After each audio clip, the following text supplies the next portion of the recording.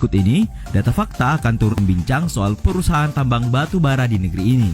Perbaiki posisi kalian untuk memastikan kalian menyimak ulasan ini secara saksama dan dalam tempo sepanjang videonya. Tapi sebelum lanjut, kami ingatkan kembali untuk subscribe channel ini dan aktifkan lonceng notifikasi kamu untuk mendapatkan video edukatif dari Data Fakta.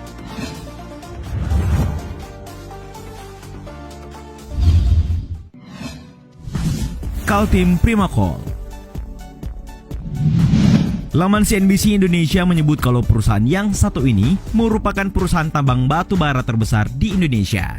Ini dia PT Kaltim Primacoal atau lebih dikenal dengan nama PT KPC. Produsen tambang batu bara terbesar di Indonesia ini terletak di Kabupaten Kutai Timur, Provinsi Kalimantan Timur. Tepatnya di daerah Sangatta yang memang dikenal sebagai surga lahan tambang batu bara di Nusantara ini. Anak perusahaan PT Bumi Resources Tbk ini di tahun 2018 kemarin dikabarkan memproduksi sebesar 58 juta ton atau menyumbang sekitar 11% dari produksi batu bara nasional. Kabarnya ya, PT KPC mampu memproduksi batu bara siap jual sebanyak 8.000 ton per jam. Tidak heran kalau perusahaan ini menyetor penerimaan negara bukan pajak atau PNBP sebesar 6,37 triliun rupiah. Ini merupakan setoran PNBP terbesar di subsektor minerba Indonesia. Dan kalau kalian penasaran siapa orang besar di balik perusahaan ini, ya kabar yang berembus keluarga Bakri dengan Bakri Grupnya merupakan pemegang saham mayoritas dalam perusahaan ini.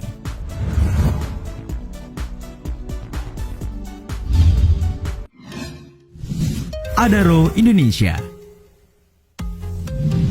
Masih bersumber dari laman CNBC Indonesia, perusahaan tambang terbesar di Nusantara selanjutnya disebut-sebut adalah PT Adaro Indonesia. Perusahaan ini bernama lengkap Adaro Energy Tbk. Perusahaan ini disebut-sebut sebagai produsen batu bara keempat terbesar di dunia. Bagaimana tidak? Berdasarkan laporan keuangan konsolidasi Adaro 2018, korporasi ini mencatat kenaikan pendapatan sebesar 11,04%. Kenaikan itu dari angka 3,26 miliar US dollar pada tahun 2017 menjadi 3,62 miliar US dollar di tahun 2018. Perusahaan ini di tahun lalu menargetkan produksi batu bara sebesar 54-56 juta ton. Sampai sekarang angka itu masih ditargetkan. Dan kabarnya dari jumlah puluhan juta ton itu, setidaknya sebesar 13% batu bara produksi PT Adaro diekspor ke negeri tirai bambu Cina. Jadi hubungan mesra Cina dan Indonesia tidak cuma impor-impor saja ya. Dan ngomong-ngomong, kalian juga mungkin penasaran ya, siapa orang besar di balik produsen tambang batu bara ini? CEO perusahaan ini adalah Garibaldi Thohir atau yang lebih dikenal dengan nama Boy Thohir. Kalau kalian masih nggak tahu siapa orang ini, ya mungkin kalian kenal saudaranya ya, Erick Thohir.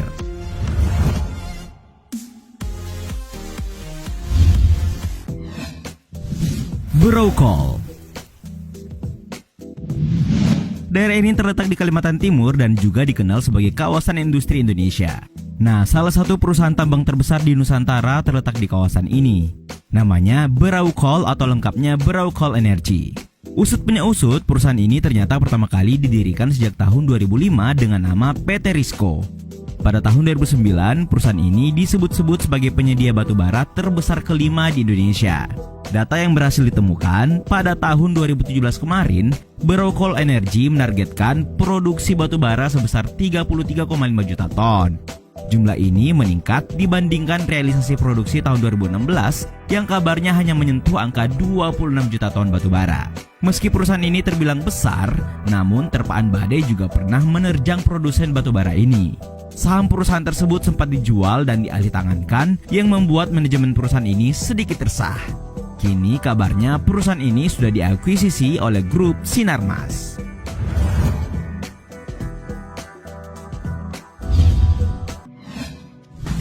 Kideko Jaya Agung. Produksi batu bara terbesar selanjutnya adalah Kideko Jaya Agung yang usut punya usut sudah berdiri sejak tahun 1982. Bersumber dari laman resmi perusahaan ini, kabarnya perusahaan memulai bisnisnya dengan produksi 1,2 juta ton batu bara. Kideko Jaya Agung terus meningkatkan volume produksinya sampai melewati akumulasi volume produksi sebesar 300 juta ton pada tahun 2013. Nah, di tahun 2018 kemarin, Kideko Jaya Agung menargetkan produksi tambang batu bara sebanyak 32 juta ton. Dan kabarnya, 75% produksi tambang batubara itu diekspor ke negeri tirai bambu alias Cina, Eropa, dan sejumlah negara lain di Asia. Tapi kabarnya nih, akibat kebijakan pemerintah yang mematok suplai batubara dalam negeri atau Domestic Market Obligation untuk PT Perusahaan Listrik Negara atau PLN sebanyak 25% dengan harga $70 per ton, Kideko Jaya Agung kehilangan keuntungan hingga 1,1 triliun rupiah di tahun 2018. Padahal rata-rata dalam kurun waktu 6 tahun terakhir ini, Kideko Jaya Agung sudah menjual lebih dari 9 juta ton batubara kepada PLN.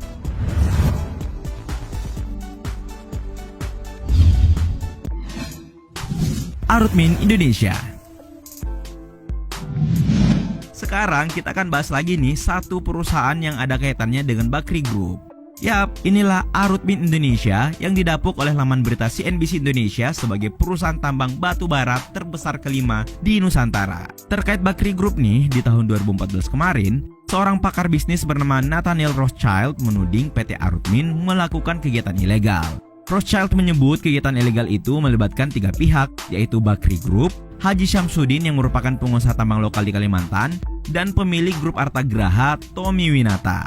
Nah, kalau diselisik dari laman resmi perusahaan ini, berdasarkan perjanjian karya pengusahaan pertambangan batubara atau PKP2B dengan pemerintah, Arutmin bekerja di area konsesi seluas total 59,261 hektar. Daerah operasi Arutmin terbentang di 3 kabupaten di Kalimantan Selatan, yaitu Kabupaten Tanah Laut, Tanah Bumbu, dan Kota Baru. Dan pada tahun 2017 kemarin, Arutmin Indonesia mencatatkan penurunan pendapatan dari sebelumnya, yakni sebesar 737,57 juta US$ pada periode Januari sampai September 2016 menjadi 724,98 juta US$ pada periode sama di tahun 2017. Perusahaan ini juga dikabarkan akan menutup salah satu lokasi tambang batubaranya di site Senakin, Kabupaten Kota Baru, Kalimantan Selatan. Ini karena semakin menipisnya cadangan batubara kalori tinggi di kawasan tersebut.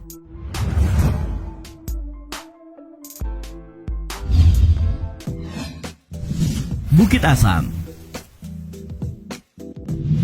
Kalau perusahaan tambang batubara yang satu ini merupakan badan usaha milik negara alias BUMN. Perusahaan ini di tahun 2017 mencatatkan laba perusahaan yang naik 121% dari tahun 2016 menjadi 4,47 triliun rupiah. Ya, BUMN ini memang terbilang yang paling sehat. Sepanjang 2017 nih, pendapatan usahanya mencapai 19,47 triliun rupiah atau naik 38,5% dibandingkan pendapatan sepanjang tahun 2016 yang hanya 14,05 triliun rupiah. Bahkan nih, laman tribunnews.com menyebut kalau karyawan di perusahaan Bukit Asam ini bisa 29 kali gajian dalam setahun. Fantastis kan? Nama perusahaan ini sempat naik dibicarakan publik saat calon presiden nomor urut 1 Jokowi menyebut kalau lahan tambang bekas PT Bukit Asam sudah dihutankan kembali. Dan berdasarkan penelusuran kompas.com, beberapa lahan PTBA memang dikenai program peduli lingkungan atau green mining dengan melakukan reklamasi terhadap lahan bekas penambangan. Program ini merupakan produk perusahaan yang bekerja sama dengan China Huadan Hong Kong dalam proyek PLTU Sumatera Selatan.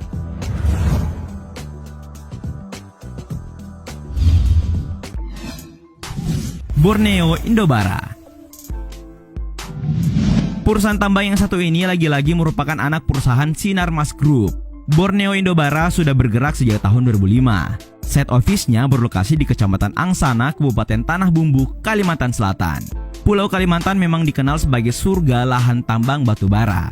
Kabarnya, produksi perusahaan Borneo Indobara ini telah mendapat persetujuan produksi dari pemerintah sejumlah 17,2 juta ton pada tahun 2018. Tapi sayangnya, perusahaan ini harus berhadapan dengan gugatan masyarakat. Soalnya, perusahaan tambang grup Sinarmas ini belum mengganti rugi lahan warga dari 6 desa yang menjadi lahan kerja Borneo Indobara. Tidak main-main ya. Jumlah warga yang melakukan unjuk rasa karena belum mendapat ganti rugi atas penggunaan lahan mereka mencapai 4.000-an warga. Aduh. Itulah tadi sejumlah perusahaan tambang batubara terbesar di Indonesia. Gimana nih menurut kalian terkait perusahaan-perusahaan tersebut? Terima kasih sudah menonton. Jangan lupa like dan share. Nonton juga video-video edukatif lainnya yang sudah kami sajikan untuk kalian. Sekali lagi, jangan lupa subscribe dan tinggalkan argumenmu di kolom komentar. Sampai jumpa di video edukatif Data Fakta selanjutnya.